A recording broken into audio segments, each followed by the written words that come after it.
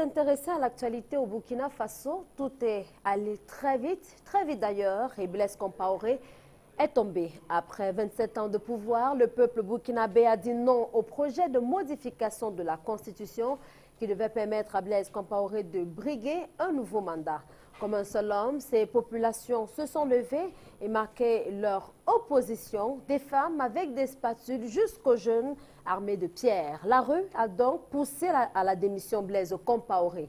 Elle l'a chassé comme dit le jour. Mutation pense que Blaise Compaoré a usé du pouvoir jusqu'au ridicule. Aurait-il pu en être autrement? Le Burkina Faso parle-t-il au Cameroun et partant aux autres pays d'Afrique, tel que l'affirme la Nouvelle Expression? La presse camerounaise s'est intéressée à cette actualité dans l'Afrique de l'Ouest, tout comme à l'inculpation de 3 journalistes, Félix Syriac, Ebole Bola, Rodrigue Tongue et Baba Wame, seraient donc coupables de non-dénonciation. Y a-t-il péril sur l'exercice du métier de journaliste? Au Cameroun, la question se pose tant la presse estime que la liberté d'expression souffre de sa liberté à dire ou à se taire. Madame, bonjour, messieurs, bienvenue à Droit de réponse. Droit de réponse est ce programme qui se propose de disséquer l'actualité telle que vue par la presse afin de susciter le débat. Ici, et comme tous les dimanches d'ailleurs, des acteurs de la société civile, des hommes politiques et des journalistes se relaient sur ce plateau pour tenter de nous permettre d'en savoir un peu plus sur comment la presse a traité des actualités fortes de la semaine. Et pour vous rappeler comment la presse s'est intéressée à la fois au Burkina Faso et à l'inculpation des journalistes, nous repartons dans les kiosques avec Cédric Noufélé. Cédric, bonjour. Bonjour Sandrine. Merci d'être là ce dimanche encore. Et bien, que dit la presse au sujet de ces 2 principales actualités que nous avons sélectionnées pour ce dimanche? Cette semaine, on a assisté à une levée de boucliers des quotidiens privés au lendemain de l'inculpation de 3 journalistes dans cette affaire d'atteinte à la sûreté de l'État. Leur convocation au tribunal militaire à Yaoundé a fait d'ailleurs la une des journaux en début de semaine. Le Messager a même prédit un sale temps pour ces journalistes. Félix Syriac et Ebole Bola du quotidien Mutation, Rodrigue Tongue du Messager et Baba Wame, chargé de cours à l'ESTIC, ont été inculpés pour avoir manqué d'informer les autorités compétentes d'une tentative de déstabilisation du Cameroun. Mutation relève qu'à ce titre, ils ont été placés sous surveillance judiciaire. Le jour va plus loin dans sa titraille. Le tribunal militaire a interdit le journalisme. Ce quotidien donne une liste non exhaustive des mesures de restriction de liberté des confrères. Pas de déclaration publique, interdiction de voyager hors du pays. Ils ne doivent pas communiquer sur leur téléphone portable avec des personnalités de la République et obligation pour eux de se présenter chaque lundi au tribunal militaire dans le cadre de cette affaire.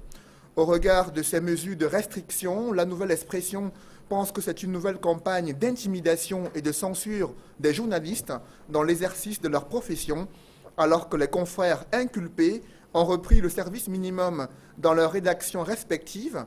La Nouvelle Expression consacre tout un dossier à ces grandes manœuvres du pouvoir dont l'objectif est de contrôler la presse. Cette fois-ci, le journal La Météo constate que les militaires ont été sollicités pour museler la presse. Selon un article scientifique paru dans les colonnes de la Nouvelle Expression cette semaine, les lois existent avant tout pour réprimer les écrits qui ne sont pas jugés favorables au régime en place. Cependant, les raisons de l'inculpation de ces journalistes tournent autour d'une information qui n'a pas été publiée, d'où l'interrogation de Mutation. Doit-on inculper un journaliste pour le seul acte de détention d'une information jugée importante par la justice alors qu'elle n'a pas été publiée? Les réactions fusent dans les colonnes du quotidien Le Jour. Guibaï Gatama, directeur de publication de L'Œil du Sahel, pense que ce sont des jours sombres pour les journalistes. Anissé Canet, homme politique, dénonce dans les colonnes du Jour une véritable dictature politique. Le Messager annonce également à sa une que des ministres ont été interdits de séjour en Europe. C'est une décision que compte prendre le collectif des organisations démocratiques de la diaspora camerounaise. Le Code souhaite ainsi apporter son soutien aux journalistes inculpés au tribunal militaire. Repère, quant à lui, est allé dépoussiérer les textes qui régissent le fonctionnement du tribunal militaire au Cameroun. Question de comprendre si ces journalistes peuvent être jugés au tribunal militaire.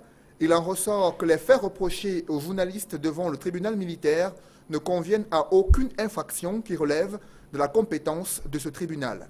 Des journaux également cette semaine se sont intéressés à la crise politique au Burkina Faso. Le Jour constate que le peuple burkinabé a chassé Blaise Compaoré du pouvoir après que son projet de révision de la Constitution ait été étouffé. Mutation propose le film de la révolution des hommes intègres dans ses colonnes. Le Parlement a été vandalisé, d'autres institutions burkinabées saccagées. Malgré la dissolution du gouvernement et le décret de l'état d'urgence, Mutation affirme que Blaise Compaoré a été ridiculisé et le Burkina Faso vient d'écrire une nouvelle page de son histoire.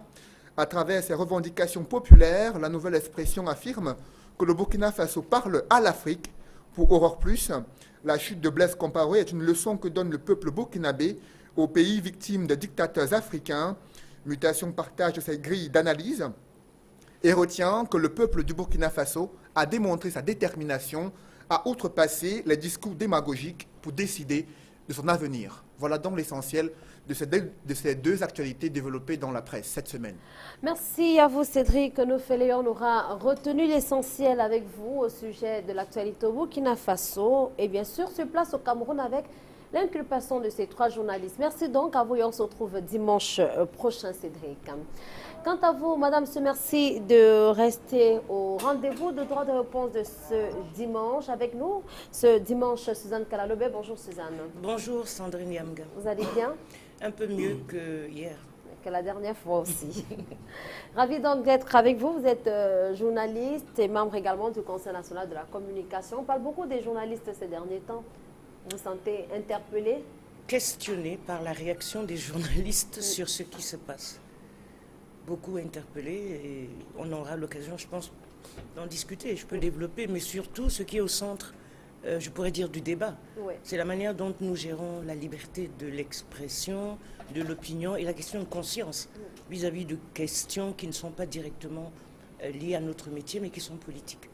Je crois que la frontière entre qu'est-ce que ma conscience me dicte à un moment X et qu'est-ce que mon devoir de journaliste m'impose, c'est là où il va se situer le débat. Très bien. On y reviendra certainement au courant de cette émission. Le temps de dire bonjour au docteur Joël Raphaël Wansi. Bonjour. Bonjour. Vous êtes analyste. Vous vous intéressez beaucoup à l'Afrique de l'Ouest, que vous connaissez, la Côte d'Ivoire, le Burkina Faso et bien d'autres, tous ces pays de l'Afrique de l'Ouest. Alors vous êtes très intéressé par l'actualité qui se déroule dans cette partie de l'Afrique. Oui, cette partie de l'Afrique m'intéresse particulièrement. J'ai mes écrits, mes essais dessus. Et un événement comme celui du Burkina Faso est un événement de grand intérêt et donc je m'y intéresse vraiment. Alors avec vous, on en parlera dans un instant, on tentera de comprendre ce qui s'est effectivement passé, qu'est-ce que l'on peut attendre pour les jours à venir au Burkina Faso. Bonjour à Maître Fidèle Joumissi, vous êtes avocat au barreau du Cameroun et militant du mouvement pour la renaissance du Cameroun. Oui, bonjour Sandrine, c'est avec un plaisir que je reviens sur votre plateau. Ça fait un bon bout de temps que je n'étais pas là et je m'occupais beaucoup plus à enraciner le MRSC dans le littoral. Et je suis davantage satisfait parce que l'implantation avance et ça augure des perspectives meilleures pour ce parti, pour les échéances futures.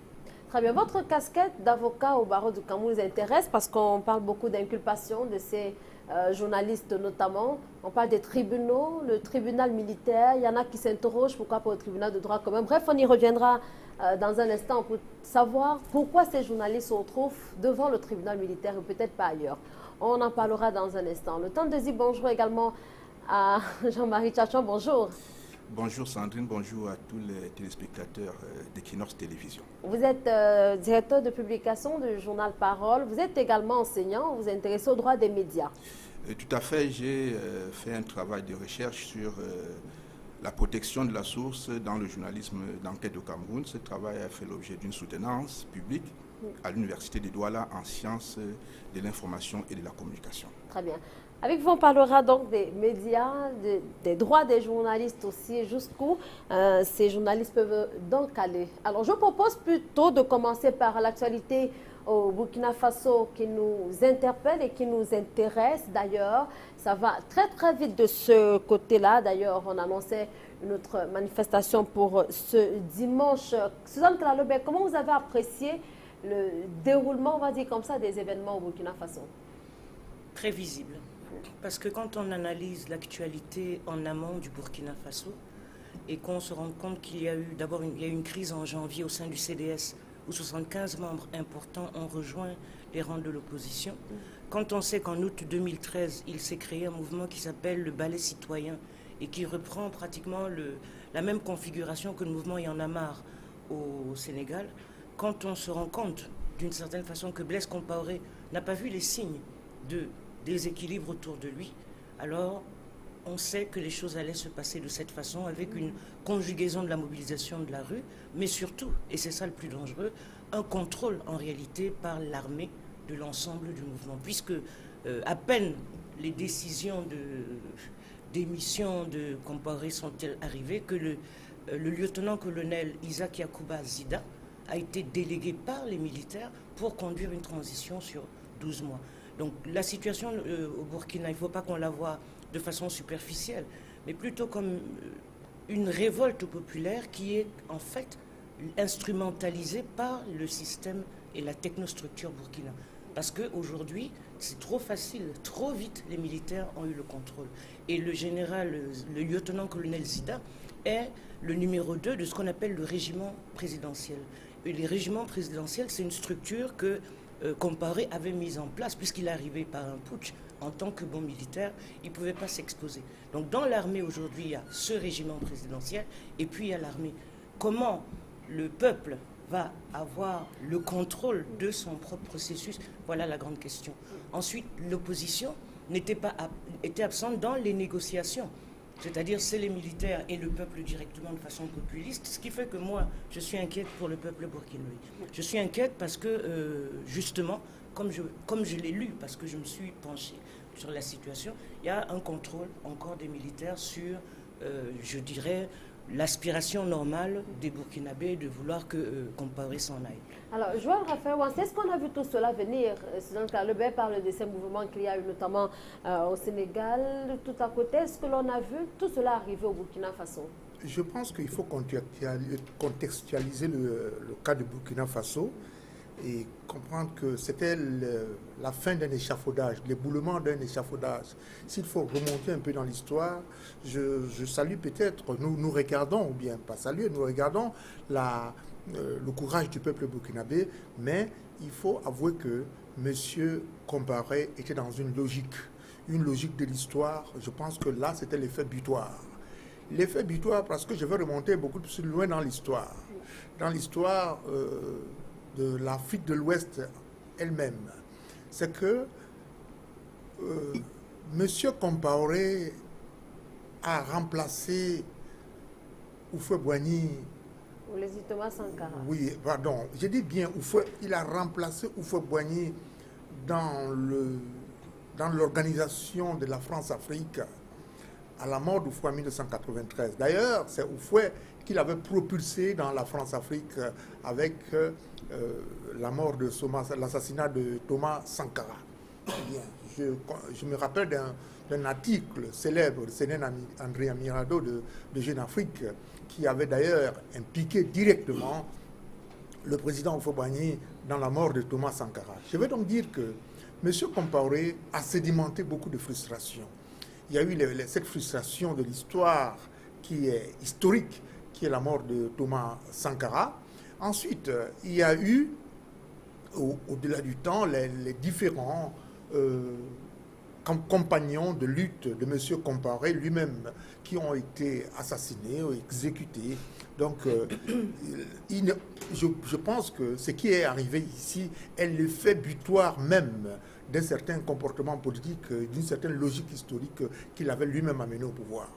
Il faut aussi revenir sur le fait que le cas du Burkina est un cas bien spécifique parce qu'il faut tenir compte de la configuration socio-politique du Burkina pour pouvoir comprendre les événements qui se posent actuellement. Le Burkina est composé d'une ethnie forte qu'on appelle les Mossi, le peuple moré, dont le roi est le Moro Naba. Eh bien, à la différence de certaines chefferies africaines qui sont impliquées dans les affaires politiques, le Moro Naba ne s'est jamais réellement impliqué ni soutenu quelque homme politique au pouvoir que ce soit. Donc, il fallait comprendre que dans les questions actuelles, ceux qui sont sortis dans la rue au Burkina sont généralement les jeunes de 0 à 25 ans. Mais la défection, c'est-à-dire la rupture de l'échafaudage, a réellement commencé avec le départ de certains hommes politiques qui travaillaient avec lui, c'est-à-dire certains compagnons de lutte de son parti qui l'ont lâché. Et je crois que la difficulté aussi a commencé là. Très bien.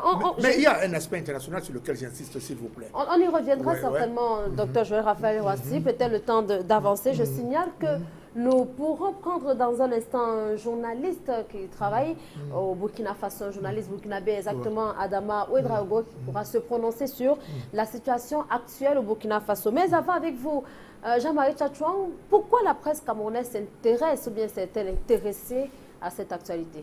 Le Burkina Faso et le Cameroun ont certainement des dénominateurs communs, notamment la longévité du leader au pouvoir. Vous savez que le Cameroun a un président qui est là depuis un peu plus de 30 ans, Burkina Faso 27 ans. Donc il est évident que lorsqu'une situation comme celle-là se produit au Burkina Faso, soit étant un pays d'Afrique de l'Ouest, le Cameroun en Afrique centrale n'est pas exclu. On se dit que, n'est-ce pas, en fait, le Burkina Faso parle aux Camerounais. Et donc, de ce point de vue, il est tout à fait clair et normal que la presse camerounaise en général, n'est-ce pas, s'intéresse aux faits qui se sont déroulés au niveau du Burkina Faso. Mais en plus, je voudrais aussi faire remarquer que, de mon humble point de vue, contrairement à ce que les uns et les autres ont cru devoir développer, il ne s'agit donc pas d'une révolution à proprement parler, mais surtout d'un coup d'État. Il s'agit d'un coup d'État parce que vous avez vu Mme Kalalo Bella signaler tout à l'heure, n'est-ce pas, l'implication de l'armée juste après, n'est-ce pas, ce soulèvement populaire, et puis surtout que le militaire qui a pris le pouvoir a suspendu la Constitution, a mis les institutions entre parenthèses. Je crois que ça, ce sont les caractéristiques d'un coup d'État en bonne et due forme, même si on essaie de nous dire que vous pensez que c'est un coup d'État voilé? C'est un coup d'État pur et simple qui a été maquillé, n'est-ce pas, en révolution populaire. Donc voilà ce que je peux dire s'agissant de cette question. Alors, Maître Fidèle Djoumissi, vous qui faites partie de l'un de nos politiques camerounais, quelles sont les leçons, ou bien quelles sont les leçons que vous tirez de tout ce qui se passe au Burkina Faso? Oui, tout ce qui se passe au Burkina Faso, comme les prédécesseurs ont dit, nous interpelle et interpelle toute l'Afrique au point de vue du respect de la Constitution, et que l'on ne devrait pas se mettre à manipuler la Constitution chaque fois pour maintenir des hommes forts, et que, comme disait le président Obama, nous avons besoin des institutions fortes et non des hommes forts. Et nous devrions faire en sorte que des institutions puissent être au-dessus des hommes, et que chaque fois que nous avons déjà mis les institutions en place, nous devons les respecter, et que ces institutions puissent permettre à ce que des gens qui sont compétents, des gens qui sont capables, puissent arriver à la tête du pays, puissent devenir des gouvernants. Est-ce que des institutions peuvent être fortes sans des hommes forts? Cela est-il possible? Nous pensons que c'est les institutions qui peuvent rendre les hommes forts. Et lorsque les institutions posent des règles et des conditions pour arriver, alors les institutions sélectionnent, parce que c'est au vu des institutions que les gens peuvent arriver. Donc, lorsque les institutions sont fortes, les institutions sélectionnent les hommes forts, les hommes capables, les hommes qui sont en adéquation avec les 10 institutions. Donc, c'est les institutions d'abord avec les hommes, avant les hommes.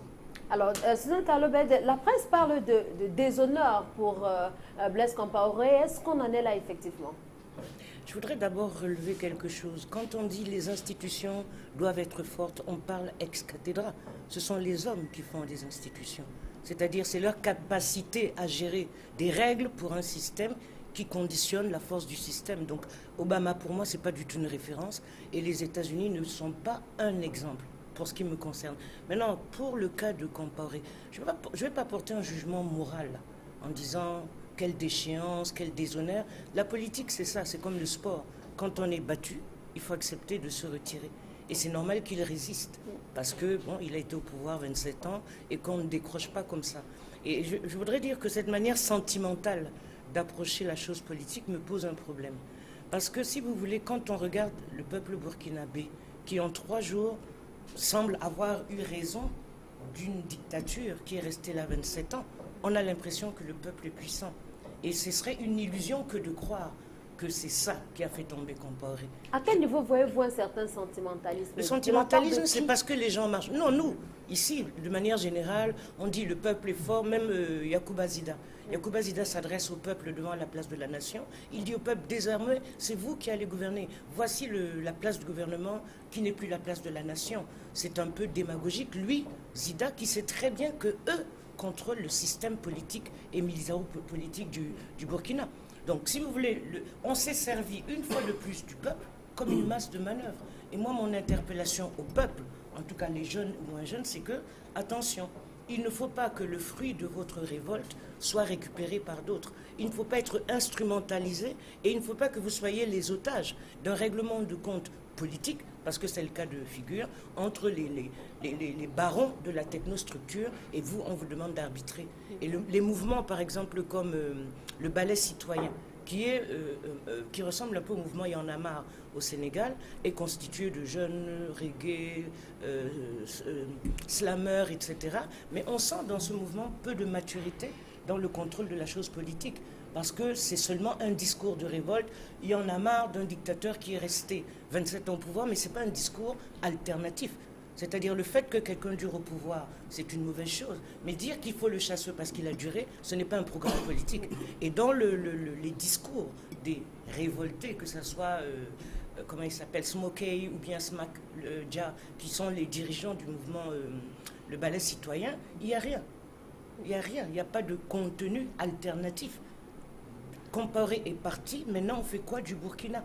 Moi je crois que ce qui doit nous parler c'est ça. Vouloir que quelqu'un parte, oui, mais pour faire quoi? Quels sont les contenus? Quelle est l'alternative? Qu'est-ce qu'on va créer au niveau de l'émulation citoyenne au Burkina? Aucune trace de ça. Est-ce que la revendication première c'était directement de voir la personne qui pourrait succéder à Blaise Compaoré, pour ces jeunes notamment? Non, la question la revendication de fond, première n'était-elle pas de faire partie Blaise Compaoré d'abord? Non, la question de fond dans une lutte, c'est pas d'abord, c'est pourquoi. C'est je fais ça, pourquoi? Pour aller où? C'est pas une revendication première, c'est qu'est-ce que je fais? Pourquoi je fais ça? Mais si je le fais, je propose quoi? Et si cette question n'est pas élucidée, quelqu'un d'autre, et qui sera comme Blaise, va revenir. C'est ce qui s'est passé dans les autres révolutions, soi-disant le printemps arabe. Quel est le contenu?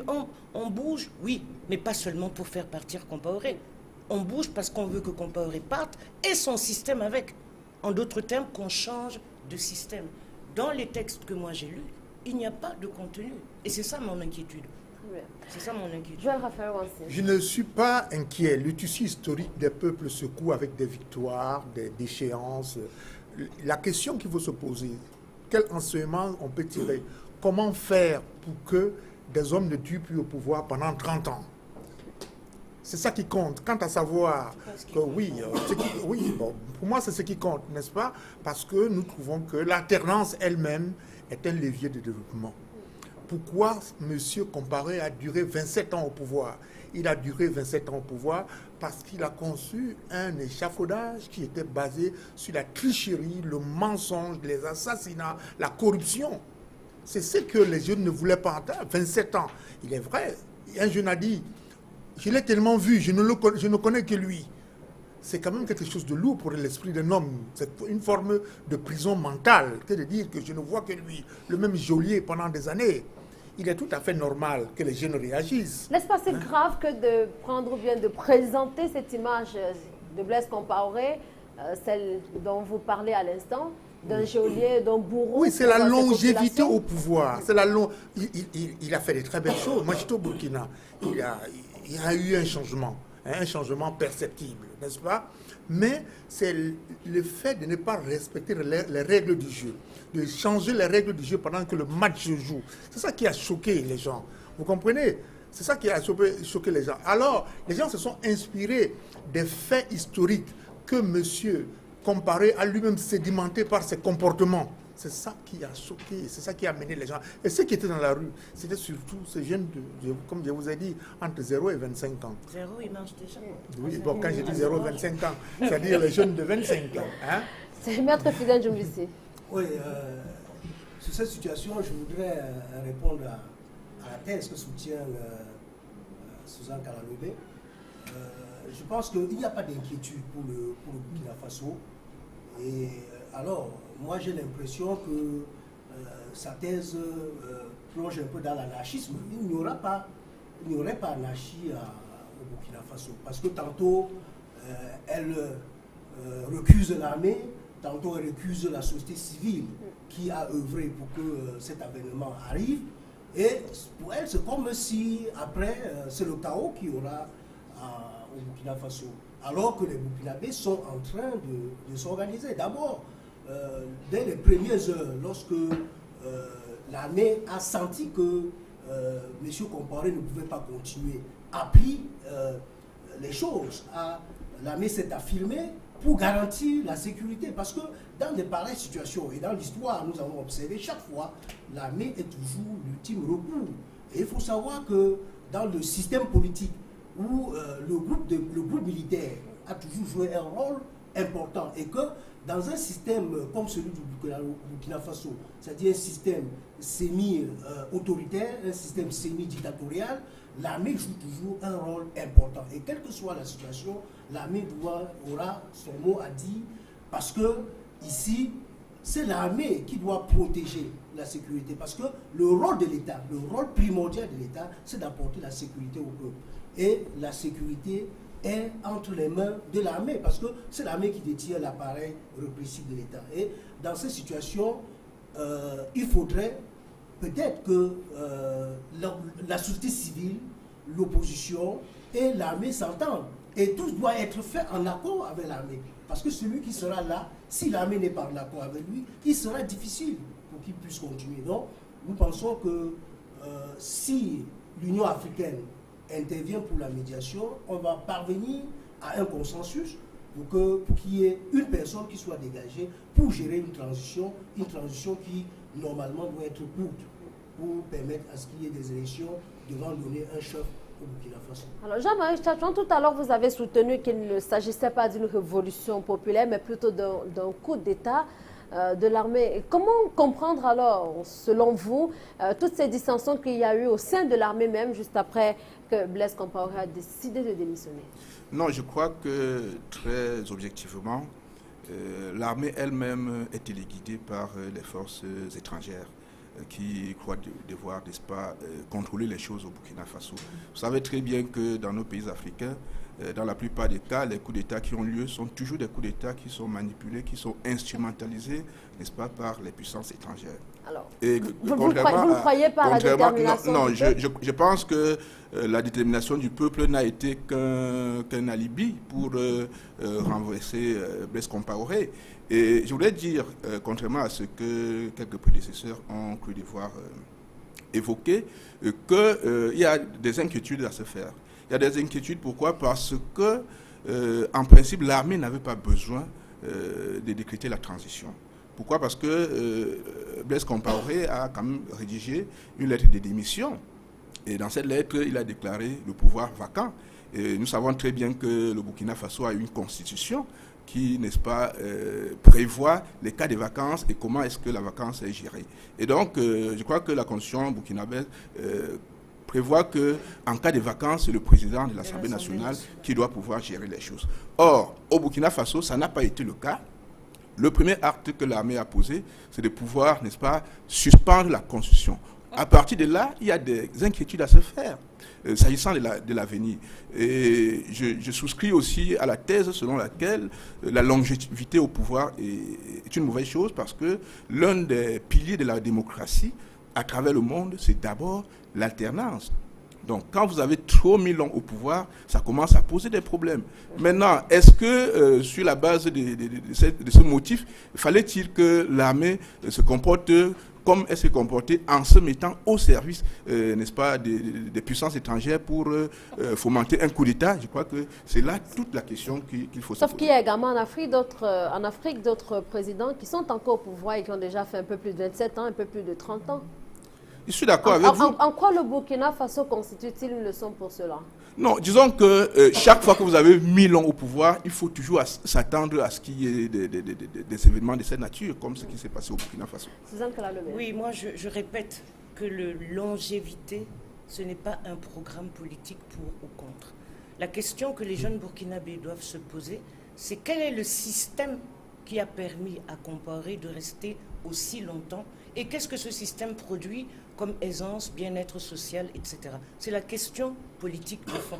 Ce n'est pas simplement, je dirais, une espèce de populisme qui est très à la mode aujourd'hui, où on dit, en fait, quand on a mis trop longtemps au pouvoir, les gens sont usés. Non, je répète que la question, le débat politique de fond du changement en Afrique, ce n'est pas la longévité présidentielle, c'est les systèmes qui le produisent. Système économique, capitaliste, d'asservissement et d'assujettissement. Système où les gens n'ont pas d'école, n'ont pas de dispensaire. Et c'est ça qui doit être interrogé. Qu'est-ce qu'a dit l'armée? L'armée, Zida, c'est simplement appuyé sur cette, comment dirais-je, ce comportement subjectif dans le rapport au pouvoir. Le pouvoir, c'est quelque chose de mécanique, de parfaitement organisé. Ce n'est pas un hasard si l'armée, je dis bien le lieutenant-colonel numéro 2 du régiment présidentiel, donc quelqu'un qui appartient au système de Compaoré, c'est lui qui va faire la transition. Et c'est ça qui doit inquiéter les jeunes burkinabés. C'est pas n'importe qui. Il était son compagnon d'armes depuis que Sankara a été assassiné. Quand il y a eu le putsch du 15 octobre 1987, les hommes de Compaoré, certains d'entre eux, ont continué à cheminer avec eux.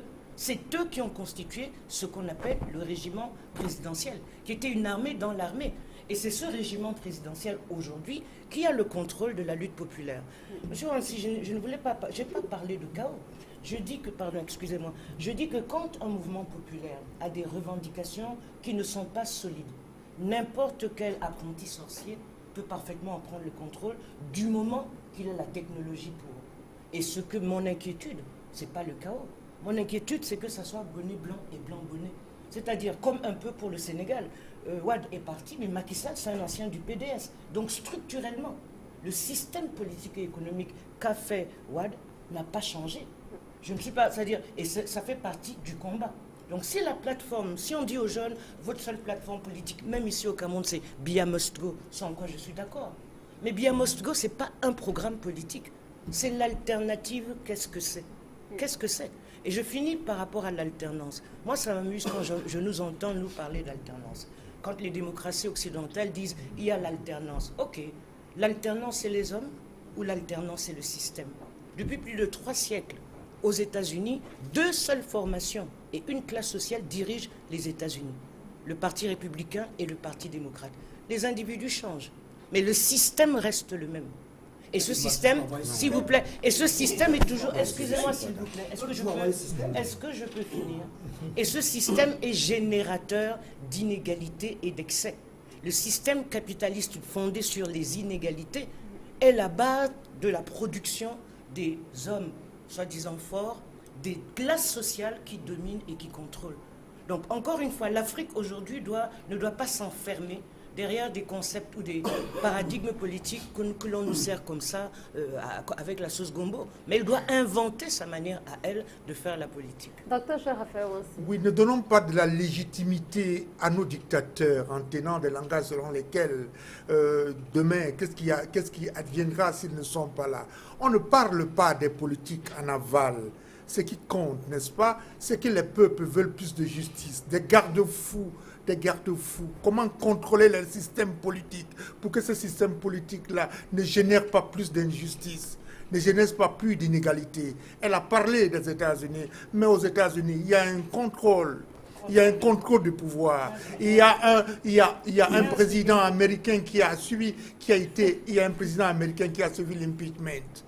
Le président Nixon qui est parti, qui a été mis en cause, mais c'est qu'on ne verra jamais en Afrique. Et puis, je voudrais dire quelque chose par rapport aux forces étrangères. Monsieur Compaoré, pendant longtemps, était un manipulateur en Afrique de l'Ouest.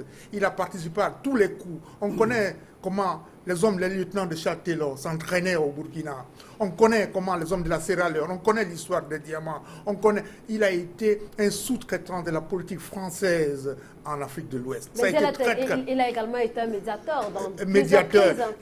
La plupart, les dictateurs, les autocrates aiment bien se constituer médiateurs dans beaucoup de conflits. C'est pour cacher les insuffisances de leur propre régime. Donc, lorsqu'il va être médiateur, est-ce qu'il a fini de régler lui-même les propres problèmes dans son propre pays? Non. Je pense que les questions de médiation, on a connu le président Yadema à l'époque, qui était le cube, qui passait dans toutes les sauces. Mais ce n'est pas comme ça. Et on connaît comment ça se passait dans son propre pays. Il était médiateur ici, médiateur et médiateur là. Donc, ne voyez pas les politiques en aval. Vous voyez déjà le contrôle du pouvoir. Comment il peut avoir une alternance que les hommes contrôlent. C'est ça qui compte. Quand tu as donné... Parce qu'il faut distinguer légitimitité et légalité. Tous ceux qui sont au pouvoir en Afrique, ils ont une légalité, ils ont la constitution, mais tous n'ont pas la légitimité. Et tenez-vous bien, la plupart des pays en guerre que nous connaissons aujourd'hui, ce sont les pays où il y a eu la longévité au pouvoir. Je parle de la RDC. Je parle de la Somalie de Siad Barré. Je parle de la Côte d'Ivoire. Les 30 ans d'Oufou au pouvoir nous ont généré le conflit que l'on connaît, n'est-ce pas? Si Oufou avait démissionné en 1985 et mis en place un système suffisamment démocratique, il n'y aurait pas eu tout ça. On connaît le cas, même les révolutions arabes, même la montée du terrorisme dans certains pays, c'est dû au fait que ces présidents arabes ont duré au pouvoir dans les pays africains. Il faut compter avec. Ne justifions pas le fait que les hommes restent au pouvoir très longtemps. Alors, juste une question avant de passer la parole à Maître Fidèle Doumbissi. Pourquoi la presse pense-t-elle que c'est le passé du Burkina Faso qui a donc pris le pas sur Blaise Compaoré, notamment la thèse de l'assassinat de Thomas Sankara? Parce qu'il y a toujours en nous quelque chose de psychosomatique. Chaque fois que nous pensons, nous posons, nous disons que Thomas Sankara n'était pas un démocrate. Je vous le dis. Vous comprenez? Il a tout simplement, en un seul petit moment, c'était un populiste. Et les gens avaient besoin de ce genre de populistes à l'époque pour parler à la France. Je vous ai dit que nous, par exemple, Camerounais, nous avons des problèmes psychosomatiques avec la France, dans la mesure où nous avons une histoire qui n'a pas été épurée. Les gens comme les Thomas Sankara, il y en a, aujourd'hui on le qualifie d'africaniste, de panafricaniste. Je ne sais pas ce qu'il a apporté à la panafricanité. Je ne vois pas chaque fois que je fais une lecture. Je dis tout simplement que... C'était la libération de ce peuple-là. La libération... C'était le putsch. Hein. C'était un putsch, c'était un putschiste. C'était deux militaires, ils n'ont rien libéré. Vous comprenez? Donc c'est parce que nous nous projetons, nous cherchons un mythe, nous nous projetons dans l'histoire contre la colonisation, que nous voyons que nous pouvons accueillir n'importe quel dictateur. Oui, mais je dis tout simplement que nous ne devons pas, il faut quand même, nous devons baliser la gouvernance. N'est-ce pas? La gouvernance doit baliser les systèmes politiques pour que les hommes aient plus de justice. J'allais dire plutôt Maître Fidèle Doumbissi. Merci Sandrine. Je souscris entièrement à la thèse développée par Dr Wansi. C'est-à-dire la longévité est un danger. Et nous avons vu avec la répétition des phénomènes en Afrique, en Côte d'Ivoire, en Guinée, en RDC, cela a toujours généré le désordre. C'est-à-dire, lorsqu'une personne met le nom au pouvoir, il met en place un système qui, après lui, est difficile à résister. Et je voudrais répondre à Suzanne en disant que, quel que soit l'homme qui doit être au pouvoir, il doit fonctionner sur la base d'un système.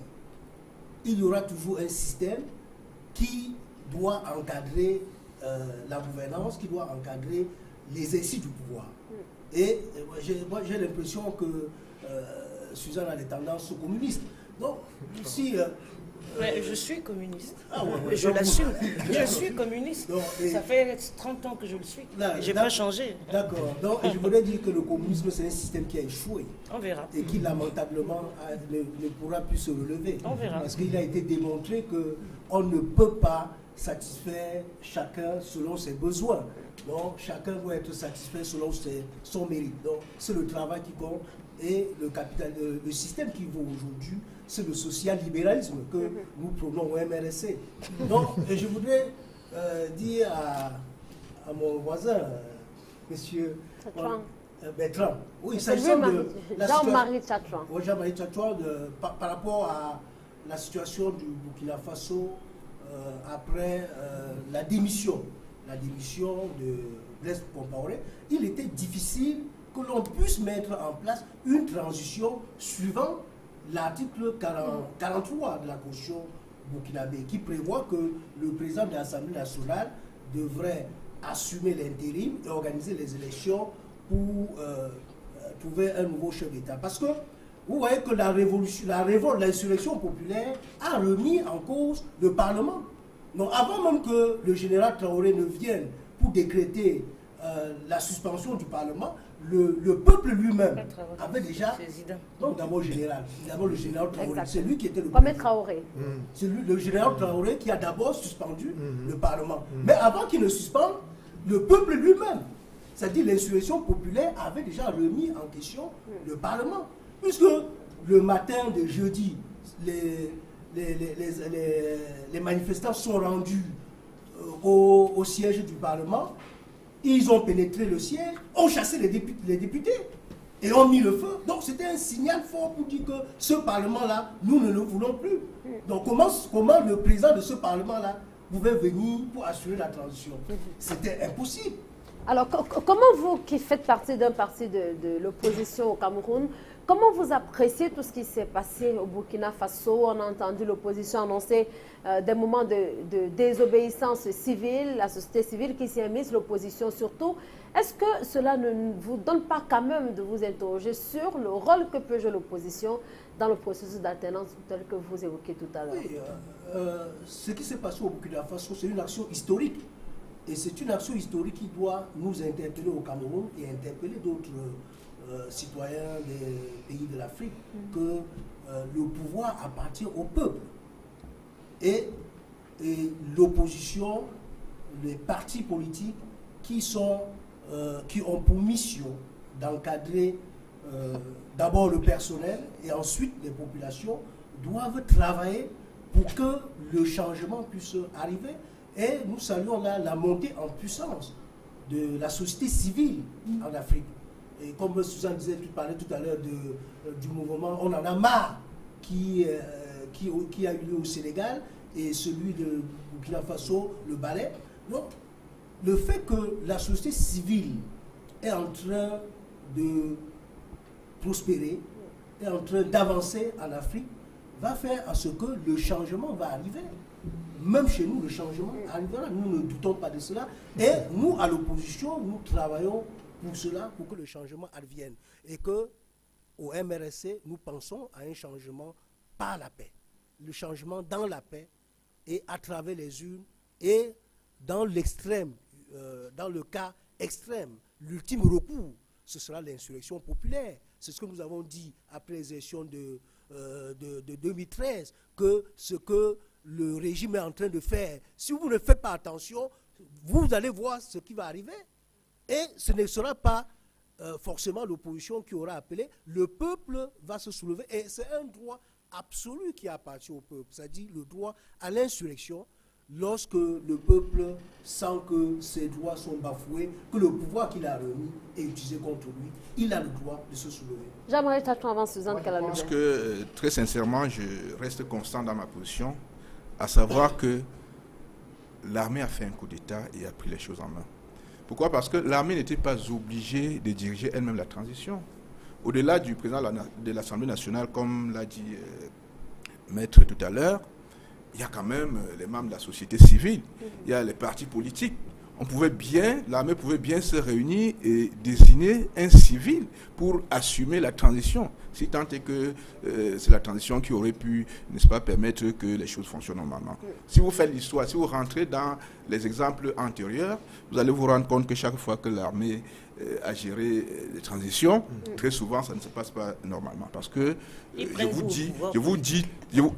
vous fais remarquer qu'il y a des forts risques que l'armée ne laisse pas le pouvoir, ou alors que l'armée reste au service des puissances étrangères et maintienne ou installe au pouvoir des gens qui ne seraient pas au service du peuple burkinabé. C'est ça le problème.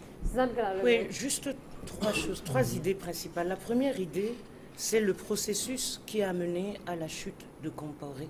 et les acteurs qui ont conduit. Je disais tout à l'heure qu'en amont, il y a eu cette mobilisation de l'opposition, mais il y a eu un isolement progressif de Compaoré lui-même au sein de son propre camp, qui a permis que le contrôle soit repris par le régiment présidentiel que représente aujourd'hui Zida Isaac. Donc c'est une crise interne du système Compaoré qui se sont servis de la révolte, des frustrations des jeunes pour pouvoir faire partir Compaoré au nom du fait que lui avait duré trop longtemps. C'est pour ça que je reviens à la longévité, même si on veut simplifier ma position. C'est ma deuxième idée. Personnellement, mon problème, c'est pas que quelqu'un, un individu, reste longtemps au pouvoir.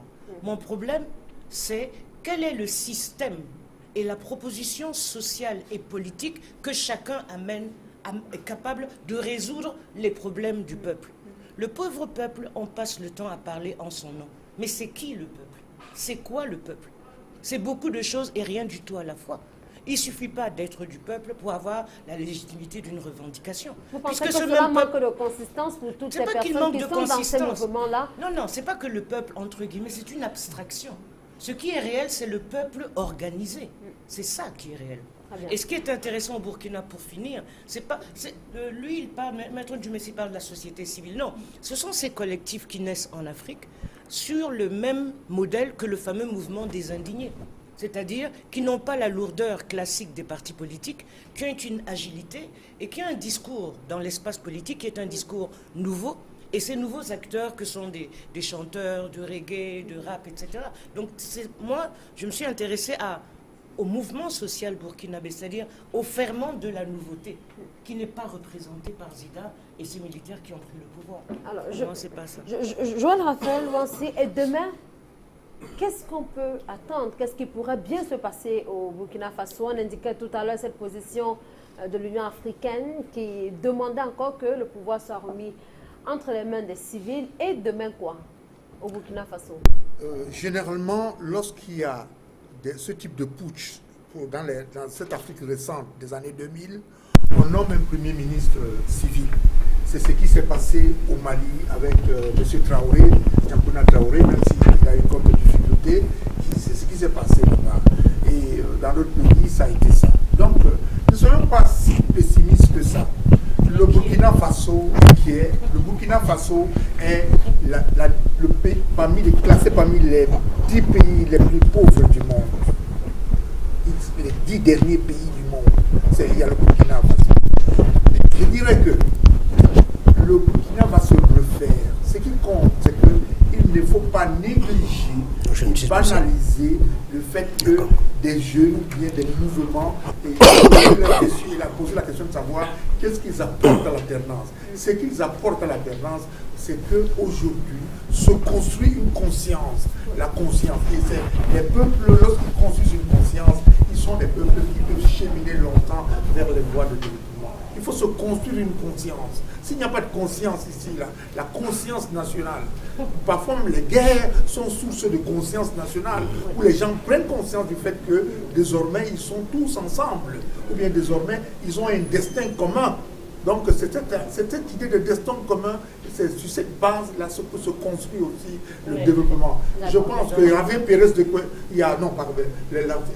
des présidents, un des secrétaires généraux de l'UNESCO qui disait c'est dans l'esprit des hommes que naissent les guerres et c'est dans l'esprit des hommes que se construit la paix. Oui, mais bon, ça c'est une phrase. Hein. Oui, c'est pas une phrase. C'est pas une stratégie. Alors, on va sortir de cette thématique dans un moment. Juste pour savoir avec vous, Maître Fidèle Djoumbissi, la capacité de mobilisation telle que observée au Burkina Faso, est-ce que cela vous parle? Oui, ça nous parle. Cela vous effraie aussi d'être au Cameroun? Dans le champ politique, quand on est dans le champ politique, on ne doit plus avoir peur. Et on ne peut avoir le changement que par une capacité de mobilisation. Donc, la dynamique de mobilisation est très importante pour qu'il y ait un changement, surtout face à un pouvoir dictatorial. Il faut qu'il y ait une mobilisation. Et lorsque le peuple ne se mobilise pas, il n'y aurait pas facilement du changement. Il ne faut pas qu'on ait une foule qui ne sait pas faire foule, comme disait Césaire. Donc, nous pensons que donc, nous avec devons... 2, 3, 4, 5 personnes, vous pensez pouvoir mener une révolution? Non, la révolution ne se fait... La logique des mouvements collectifs, c'est pas une affaire, c'est pas le peuple même qui se lève, c'est pas les foules ne se lèvent pas d'elles-mêmes. C'est-à-dire qu'il faut des leaders. Parce que les mouvements collectifs sont actionnés par des individus. Et lorsque ces mouvements sont lancés, ils échappent au contrôle de ceux qui l'ont lancé. Ceux qui ont lancé, les leaders de la société civile et de l'opposition au Burkina Faso qui ont lancé ce mouvement ne pouvaient plus l'arrêter.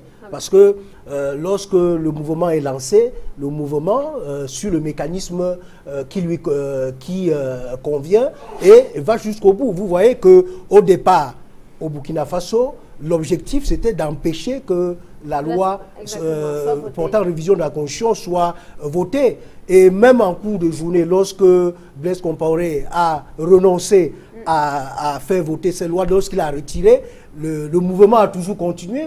Ils sont allés plus loin pour demander son départ. Donc c'est ça. Donc l'essentiel pour qu'il y ait mobilisation, il faut qu'il y ait des leaders responsables et des leaders qui ont des stratégies de mobilisation. Non, je crois que le Cameroun a réuni les mêmes conditions pour que ce qui s'est passé au Burkina Faso se produise au Cameroun. Si jamais les pouvoirs publics, en général, ne prennent pas cela veut conscience... dire que vous appelez l'opposition à mobiliser des à fait, jeunes, que vous appelez également la société civile? Non, c'est pas de ça qu'il est question. Je voulais dire que la condition, à mon sens, pour qu'une révolution soit saine et sincère, c'est que les forces étrangères ne s'y mêlent pas. Parce que c'est ça le problème de fond. Le problème de fond, c'est que la plupart de ces révolutions sont manipulées. Je dis bien, au Cameroun, les conditions sont réunies pour que ce qui s'est passé au Burkina Faso se réalise au Cameroun. C'est pas ce que nous souhaitons, mais nous disons que les forces étrangères doivent laisser le peuple, n'est-ce pas, en décider. Voilà. Zankara Lebel, juste un mot pour vous avant qu'on écoute, cette petite réaction, on va dire ça comme ça, de notre confrère du Burkina Faso, Adama Ouedraogo, dans l'impossibilité vraiment, pour des raisons techniques, de pouvoir le joindre du côté du Burkina Faso. Oui, juste rapidement, quoi. Comparaison n'est pas raison. Mais ce qui est intéressant dans ce qui se passe au Burkina, c'est plutôt l'agrégation de plusieurs mouvements, forces et formes d'organisation, en dehors des conditions objectives, du chômage, etc. Parce qu'on peut rester des années pauvres, frustrés, sans qu'il y ait bouleversement. Mais la leçon fondamentale, c'est à l'intérieur du système Compaoré que la faiblesse a eu lieu. C'est-à-dire la fissure s'est accélérée, parce que le CDS a dû plusieurs fois réajuster. Quand les 75 membres quittent Compaoré avec les grands ténors, et qu'en face il y a, comment il s'appelle, Zéphirin Diabré, ça veut dire que Compaoré sait que son temps est venu. Donc l'activation de la rue a été ce que j'appelle un élément spectaculaire. Mais en réalité, en janvier 2014, Compaoré était déjà seul. Et l'arbre, en fait, comment vous appelez ça? L'arbre était déjà pourri de l'intérieur. Donc, c'est tout ça. Et maintenant, les stratèges en politique qui ont permis à ce que les choses se passent ont activé tous les leviers. La frustration des jeunes, leur colère, leur spontanéité, etc. Mais ils avaient déjà le contrôle, M. Maître Djoumissi. L'armée, le régiment présidentiel avait déjà le contrôle du processus. C'est pour ça que je suis inquiète. Parce que les Burkinabés, leurs problèmes ne sont pas résolus. C'est ça. Pire, ces problèmes demeurent. Alors, avant de passer à la deuxième thématique qui nous interpelle ce jour, notamment de cette question de liberté de la presse, de cette inculpation des journalistes, on va quand même écouter cette analyse de Adama Ouedraogo qui fait savoir que l'opposition continue de mobiliser du côté du Burkina Faso. Je propose de l'écouter dans cet extrait. D'abord, il faut dire que dans la matinée, le calme est un peu revenu à Ouagadougou. Et à l'appel du palais citoyen et du MPP, les jeunes sont sortis pour balayer les rues. Et c'est pendant ce temps qu'on a appris qu'à l'état-major, il y a une réunion de la haute hiérarchie militaire. Aux environs de 11h, les journalistes ont été conviés à l'état-major pour s'entendre dire qu'à l'issue de la réunion, l'état-major a décidé de confier la transition militaire au lieutenant-colonel Zida Isa pour conduire une période dont la durée n'a pas été précisée. Alors qu'on pensait que l'affaire était réglée avec la décision des militaires de confier la transition au lieutenant-colonel Zida Isa, on apprend que l'opposition et la société civile se sont réunis pour rejeter la décision de l'armée et estiment que les militaires veulent confisquer la victoire du peuple. Ils donnent donc rendez-vous à l'heure militante demain matin à 8h à la place de la Nation, le point du grand rassemblement qui a permis le régime Compaoré. Alors actuellement, nous sommes toujours dans l'incertitude. L'opposition et la société civile réclament la mise en place d'un organe de transition dirigé par un civil. Parce qu'ils estiment que c'est le peuple qui a fait sa révolution, c'est le peuple qui a fait partie du président Compaoré et que c'est le peuple qui doit conduire cette transition et l'armée doit veiller à l'appui et non le contraire. L'opposition arrive toujours à mobiliser comme elle a fait ces 48 dernières heures. Je crois que ça va être quand même difficile pour aujourd'hui les militaires. Parce que quand on voit le nombre de personnes qui sont sorties l'autre jour, et si on maintient ces rythmes, cette capacité de mobilisation, ça va être très très difficile. Mais dans tous les cas, les négociations et les tractations se poursuivent. L'Union européenne est dans la danse, les représentants de l'ONU sont là, et on attend de voir ce qui va se passer dans les prochaines heures. Très bien. Adama Ouedraogo qui pense que l'opposition continue de maintenir la pression avec pour unique objectif de faire finalement parvenir un civil au pouvoir au Burkina Faso. De toutes les façons, on reste en éveil en rapport avec cette actualité. Revenons au Cameroun pour parler de cette inculpation des journalistes. 3 au total. Félix Siriac Bolebola, Rodrigue Tongué et Baba Wame, enseignant à l'ESTIC, qui était devant le tribunal militaire de Yaoundé cette semaine. Jean-Marie Tchachouan, comment avez-vous apprécié le traitement de cette actualité par la presse qui, me semble-t-il, a paru à la fois surprise et choquée? Non, je crois que la presse avait toutes les raisons d'être choquée. Chaque fois que la liberté d'expression est touchée, n'est-ce pas, il y a lieu pour des journalistes de s'en inquiéter. Et cela est d'autant plus difficile à admettre que ça s'est passé devant un tribunal qui n'est pas ordinaire, c'est un tribunal d'exception, un tribunal militaire. Je crois que c'est la première fois que des journalistes font l'objet de ce type, n'est-ce pas, de poursuites devant un tribunal militaire. Et je crois qu'il s'agit là purement et simplement d'une atteinte intolérable à la liberté d'expression et que les pouvoirs doivent savoir qu'il n'y a pas de démocratie sans liberté de presse. La liberté d'expression, c'est l'un des éléments essentiels de la démocratie. Et donc, le pouvoir a fait beaucoup de pas en arrière, n'est-ce pas? Et je crois qu'il y a lieu de s'en inquiéter, il y a lieu pour les journalistes de se mobiliser davantage pour que les choses aillent dans le bon sens. Alors, Suzanne Kalobe, comment il est possible de comprendre la surprise des journalistes qui ont dit ne pas comprendre pourquoi ces journalistes ont été à la fois inculpés, se sont retrouvés devant le tribunal militaire, inculpés pour non-dénonciation? Je pense qu'il y a 3 problèmes dans cette question. Le premier problème, c'est la responsabilité sociale du journaliste, sa responsabilité et sa conscience. Comment est-ce qu'il lie cette responsabilité et sa conscience et la liberté de la presse et le devoir d'informer? Ça, c'est la première chose. La seconde chose, c'est dans le cas d'espèce, je n'ai pas d'éléments, mais on peut considérer que le contexte de la lutte contre Boko Haram, etc., rend le pouvoir frileux. Donc il y a tout type d'informations qu'on peut vous soupçonner, je dis bien soupçonner, d'avoir en votre possession, peut être l'objet d'une inculpation. Mais là, c'est contraire au code pénal, puisque la présomption d'innocence existe.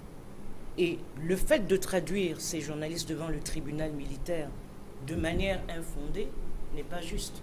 Mais est-ce que ça veut dire que les libertés de la presse sont menacées ou les libertés individuelles?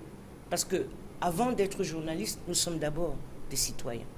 Et en tant que citoyens, nous sommes astreints à des obligations de réserve comme à des formes de responsabilité.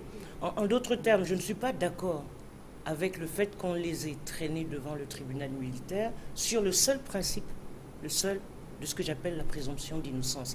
Quant au reste, c'est-à-dire, est-ce qu'on les a arrêtés pour non-dénonciation? Qu'est-ce qu'ils détenaient? Je ne peux pas m'avancer sur cette question. Donc, je reste sur le principe. Et je finis en disant aussi que, quand mon collègue dit tout à l'heure qu'il ne faut pas toucher à la liberté d'expression, liberté d'opinion, oui, mais il faut que nous soyons, nous aussi, responsables. Et pour aller un peu plus loin en spéculant, là, je spécule. Je ne suis pas sûre que c'est ça. Est-ce que moi, en tant que citoyenne, si j'ai une information selon laquelle il va y avoir un coup d'État, est-ce que mon devoir de journaliste, c'est d'informer le grand public ou d'informer qui de droit? C'est une question. Si j'ai une information, je vais dire qui est sensible, à qui je dois d'abord m'adresser? Là, c'est la conscience de chacun qui va jouer. Je peux estimer que, bon, en toute conscience, je m'adresse à telle personne, ou alors je me tais et je garde l'information pour moi. Donc, c'est comment on gère, en tant que journaliste, des informations sensibles. C'est la question, mais c'est une autre question. Alors, on y reviendra peut-être. Maître Fidèle Doumbessi, tribunal militaire pour des journalistes, pourquoi est-ce que cela est compréhensible dans ce cas? Oui, cela serait compréhensible au regard de la nature de l'infraction qui est reprochée à ces journalistes, parce que dans l'organisation judiciaire de notre pays, il y a plusieurs juridictions et chaque juridiction a sa compétence matérielle. Compétence matérielle, c'est-à-dire la compétence d'attribution, c'est-à-dire la loi indique pour chaque cas de délit ou de crime la juridiction qui doit être compétente. Et dans le cas de l'espèce, il s'agit d'une infraction qu'on a visée à l'article 107 du Code pénal, qu'on appelle la non-dénonciation. Et c'est une infraction qui rentre dans le chapitre des infractions relatives à la sécurité de l'État.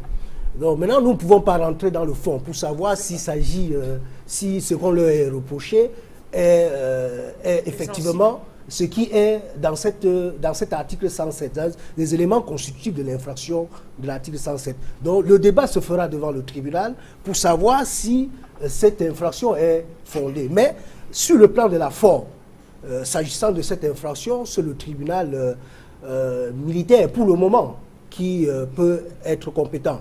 Étant donné que dans notre ordre juridictionnel, on a prévu le tribunal militaire, mais à côté, il y a la Cour de sûreté de l'État. Et c'est encore là, une fois de plus, une incongruité et un laxisme du régime en place. La Cour de sûreté de l'État, qui normalement devrait connaître de ce type d'infraction, est prévue, est créée par la loi de 1990. Donc de 1990 à 2014, ça fait effectivement 24 ans que cette Cour de sûreté de l'État ne fonctionne pas. Donc normalement, pour cette infraction, il devrait comparaître plutôt devant la Cour de sûreté de l'État et non devant le tribunal militaire. Parce qu'à l'article 31 de la loi de 1990 qui modifie les textes, parce qu'il y a eu plusieurs textes sur le tribunal militaire depuis la période coloniale, prévoit que les affaires pendantes devant le tribunal militaire et qui ne relèvent pas des infractions militaires, telles que prévues par le Code de justice militaire, devraient être transmises à la Cour de sûreté de l'État. Donc, la Cour de sûreté de l'État est administrée par les civils, ce sont les juges civils qui officient à la Cour de sûreté de l'État, alors qu'au tribunal militaire, la plupart des juges qui interviennent, c'est des magistrats militaires. Et les magistrats militaires n'ont pas beaucoup d'indépendance. Les magistrats militaires ne sont pas très indépendants, parce que dans la philosophie de la création du tribunal militaire, c'est la juridiction du prince. Et les magistrats qui y officient au nom du prince et auxquels le prince peut donner des ordres. Et c'est des magistrats dont la carrière dépend de l'administration militaire. Donc ce n'est pas exagéré pour ceux qui ont cru dire que les militaires ont interdit le journalisme. On est à peu près autour de cela. Non, au regard de la qualification de l'infraction, parce que tout part de là, c'est-à-dire la compétence de la juridiction, c'est par rapport à la qualification de l'infraction. Donc si la Cour de sûreté de l'État fonctionnait Au regard de la qualification de l'infraction, c'est la Cour de sûreté de l'État qui devrait connaître. Mais du moment où la Cour de sûreté de l'État n'est pas encore mise en place, c'est le tribunal militaire. Très bien. Alors, comment vous appréciez tout cela, joueur Raphaël Wansi, ces affaires de non-dénonciation, tribunal militaire, des journalistes qui se sentent un peu choqués? Je veux d'abord dire que la liberté de presse est une liberté encadrée légalement. C'est-à-dire il n'y a pas d'activité qui ne soit une activité encadrée et que les journalistes sont d'abord des citoyens. Bon, s'agissant de l'infraction elle-même, de la qualification de l'infraction, je suis revenu au livre de M. Rousseau sur le droit pénal spécial. Et j'ai cherché à savoir ce qu'on appelle atteinte à la sûreté de l'État. Et dans quoi on peut mettre l'atteinte, quels sont les éléments matériels qui peuvent constituer l'atteinte à la sûreté de l'État. Je me suis, à la fin, il faut tenir compte du contexte politique. Ça peut ressembler à un fourre-tout. Mais je ne veux pas disqualifier l'infraction. Je vais attendre les débats quand les débats seront ouverts. Mais la seule chose que je regrette, c'est qu'au Cameroun, les procureurs de la République ne communiquent pas beaucoup. Lorsqu'il y a des faits qu'on reproche à l'État dans les pays démocratiques, vous voyez le procureur de la République qui parle à la presse, qui explique ce qui s'est passé et pourquoi ça s'est passé et ce qui justifie l'arrestation ou encore la poursuite, la mise en examen de tel ou tel citoyen. Donc c'est pourquoi, comme le procureur de la République ne s'est pas prononcé dessus, ça fait que la presse a donné multiples interprétations. Et ces interprétations, certaines sont un peu sentimentalistes et discutables et parfois affectives. Alors, est-ce qu'on devrait parler de sentimentalisme en ce moment précis lorsque la presse évoque une tentative de sa caporalisation? Il n'y a pas de tentative de caporalisation, c'est pour ça. Mais la corporation réagit de manière corporatiste et c'est bien, parce que c'est la solidarité, la corporation d'abord. Et ensuite, on règle les problèmes. Et les problèmes que l'on doit régler, c'est les problèmes de responsabilité, les nôtres, en tant que journalistes. Est-ce que la recherche du scoop, du sensationnalisme, ne nous amène pas parfois à ne pas être responsables? Nous ne sommes pas muselés, nous voici en train de discuter, de dénoncer un acte. Et on n'a censuré aucun des journaux qui est sorti pour dire que c'est des jours sombres pour la presse, etc. Les journalistes se sont exprimés sur une situation et ils se sont exprimés de façon théâtrale et corporatiste, c'est normal. Mais le débat est sur la place publique, c'est-à-dire le débat sur les libertés, la liberté du journaliste et sa responsabilité. Pour la question de non-dénonciation par rapport à des faits qui auraient lieu qui auraient rapport avec la sécurité de l'État, il y a deux façons d'analyser les choses. Je peux être journaliste, mais aussi militante, politique. Vous voyez ce que je veux dire? Et considérer que l'État actuel, c'est mon adversaire politique. Et si j'ai une information sur cet État actuel au-delà de la nation, je peux ne pas me sentir solidaire politiquement de ce que fait cet État-là. Ça peut m'amener peut-être, je spécule encore une fois, à être pas réservé, mais peut-être un peu désinvolte. Mais non, même si je suis militante d'un parti politique, jusqu'où mon engagement partisan peut mettre en cause la sûreté de la nation? Voilà les questions qu'on peut être, dans l'exercice de notre profession, on peut être amené à se poser pour déterminer de la bonne attitude. Président Carlobes, est-ce qu'il ne s'agit pas un peu de diversion lorsqu'on fait savoir que des journalistes sont inculpés pour non-dénonciation? On devrait quand même se poser une seule question: quel est leur tort dans ce cas de n'avoir rien dit ou de n'avoir pas dit aux personnes indiquées? De quoi est-il question déjà? Justement, ce n'est pas une diversion. Si l'infraction de non-dénonciation existe, ça veut dire qu'elle a une utilité. Pourquoi est-ce qu'elle a une utilité? Pour la sécurité de l'État et la stabilité. La question c'est jusqu'où moi, journaliste, je dois me taire pour sauver la nation. C'est ça la question. Et est-ce que parce que je n'ai pas dénoncé, je dois être inculpé? Si ça existe, oui. Mais encore une fois, on spécule sur la qualité des informations qu'il détenait. Et si on ne les a pas, on ne peut que tourner en rond pour le moment dans ce débat. Oui, je suis très surpris par les développements qui viennent d'être faits s'agissant de cette affaire. Parce que, voyez-vous, les uns et les autres raisonnent comme si il n'y avait pas une loi dans ce pays qui encadre la profession des journalistes. Je voudrais préciser à l'intention de maître qui est à côté de moi que le journaliste n'est pas concerné par les dispositions du code pénal qui ont été évoquées. Pour une raison simple.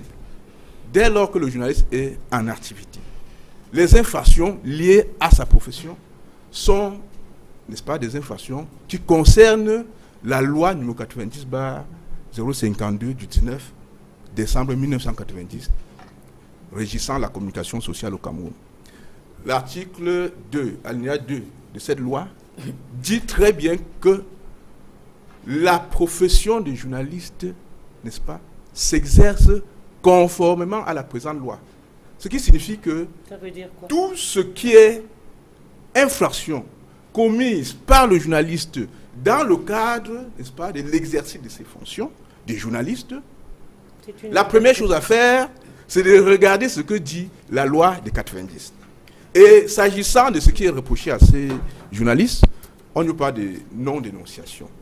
Je précise que les dispositions de l'article 50, alinéa 1 de cette même loi de 90, confèrent aux journalistes la protection, le droit à la protection des sources.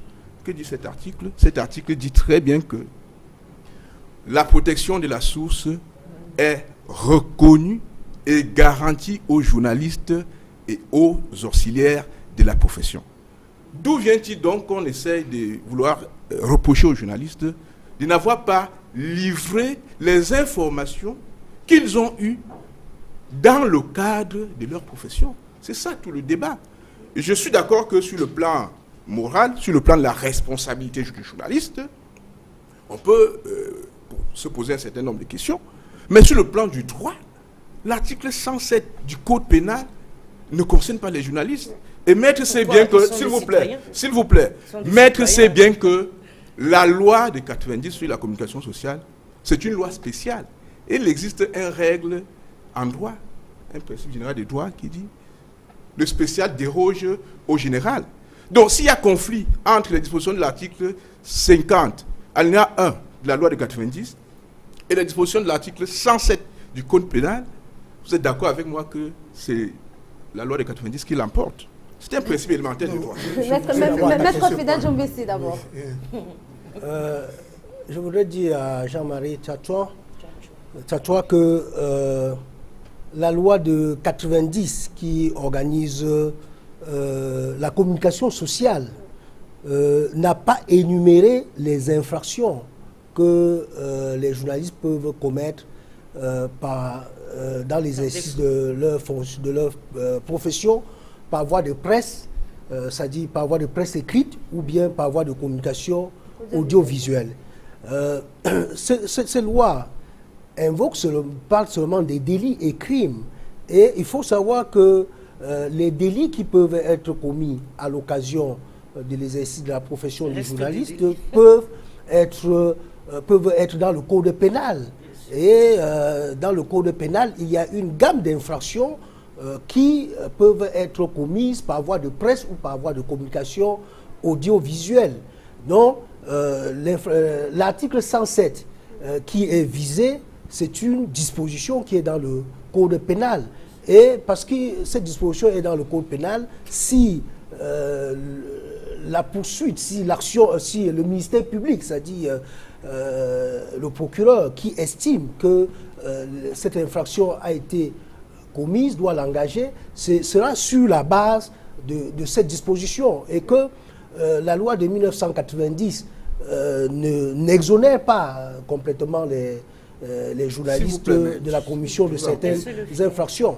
Et je voudrais également indiquer que nous ne devrions pas faire de débat de cette affaire sur ce plateau. Nous ne devrons pas commencer à savoir si l'infraction prévue à l'article 107 a été commise par les inculpés qui sont poursuivis, parce que l'occasion sera donnée de connaître ce qui s'est passé devant le tribunal militaire qui désormais qui n'est pas encore saisi parce que l'affaire est encore à l'instruction, et ça pourrait s'arrêter au niveau de l'instruction parce que le juge d'instruction, après avoir instruit, pourrait se rendre compte de ce que l'infraction n'est pas constituée, n'est pas avérée, qu'il n'y a pas de charge, et là il fera un classement il va rendre une ordonnance de non-lieu et là, ça pourra s'arrêter. Donc, c'est lorsque l'affaire va être devant le tribunal qu'on va débattre s'il s'est effectivement agi d'une infraction de non-dénonciation.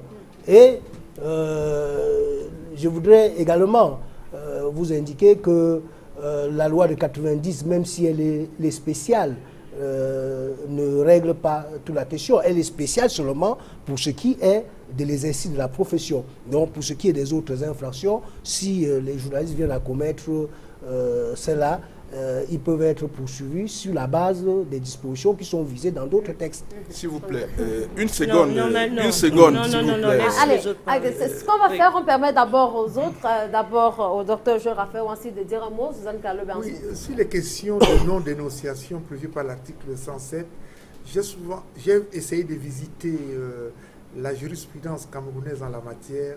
C'est une loi, c'est un article qu'il faut souvent contextualiser. Ici, nous sommes en une situation de guerre. L'article 107 a souvent été appliqué pendant l'époque du maquis. Oui, où on mettait des gens en prison parce qu'ils n'avaient pas dénoncé certains rebelles, les rebelles ou bien certains patriotes, comme on les appelle, s'il faut revenir dans le contexte actuel, ce sont des patriotes. Bien, donc cet article a souvent été appliqué par les juges, notamment dans ce qui concerne l'affaire dans les années 70, le tribunal militaire qui avait jugé ce qu'on avait qualifié de rebelles, Ernest Ouandié, Takala Célestin, Wambo le Courant, et puis Monseigneur Dokmo. Il y a la question de la non-dénonciation était souvent revenue. Bon, maintenant, puisque le contexte a changé, moi, je ne peux pas rentrer dans ce genre de... On se réserve pour attendre que les débats, que le commissaire du gouvernement ouvre les débats en la matière. C'est Suzanne Kalobé. Oui, dans l'interprétation que mon collègue fait de la liberté d'exercer notre profession sans entrave, il oublie une chose, nous sommes des citoyens. Si je tue, je suis passible, comme n'importe quel citoyen, de passer devant la cour pénale, parce que c'est une infraction civile. Et c'est cette confusion qui parfois rend les journalistes un peu comme s'ils étaient dans une bulle. Nous sommes des citoyens comme les autres. Et ce n'est pas au nom de notre métier que nous pouvons utiliser des techniques qui sont des techniques de délinquants délictueuses. Je crois que ça, c'est clair. Et l'argument, le fait de se réfugier dans ce que j'appelle cette bulle, ne nous met pas au-dessus de la loi. Très bien, on va sortir dans un moment. S'il vous plaît. Jean-Marie, j'attends juste un mot et on va sortir. Oui, je veux reprendre pour dire à Maître que le problème qui se pose, nous ne sommes pas en train de rentrer dans les secrets de l'instruction, mais nous disons qu'il y a un problème qui se pose, c'est le problème de la protection des sources des journalistes. Voilà le problème de fond qui se pose. On ne peut pas raisonner comme si les journalistes n'avaient pas de droits. Je vous dis très bien qu'il y a une disposition de l'article 50, alinéa 1 de la loi de 90 qui protège les sources des journalistes, et je dis que cette disposition rentre en conflit avec les dispositions de l'article 107 du Code pénal. Et je dis qu'en l'espèce, c'est la loi de 90 qui l'emporte. Non. Mais maître, nous sommes pratiquement à la fin. Juste 30 secondes. Je voudrais dire à Jean-Marie que c'est lors des débats, parce qu'il ne faut pas que nous courions le risque de commettre l'infraction de commentaires tendancieux ici. Nous ne pouvons pas débattre ici. Donc c'est lors des débats devant le tribunal militaire qu'on pourra évoquer cet article 50 de la loi de 90. Et je voudrais indiquer que les infractions qui peuvent être commises par voie de presse ne se limitent pas à la diffamation et à l'injure, tel que prévu dans la loi de 90. Donc au-delà de l'injure et de la diffamation, il y a d'autres infractions. Donc c'est ce que je voudrais relever. Très bien. Merci donc à vous, très chers messieurs. On aura certainement l'occasion de revenir là-dessus, en espérant d'avoir un peu plus de détails sur ce qui se passe exactement, sur ce qu'on devrait mettre dans ce vocable de non-dénonciation. Merci à Suzanne Kalobé, nous remercions également au docteur Joël Raphaël Ouanssi, à Maître Fidèle Djoumbissi et à Jean-Marie Tchaton, directeur de publication. Merci également à vous, madame, monsieur, de nous avoir suivis. On se retrouve dimanche prochain. S'il plaît à Dieu, au revoir.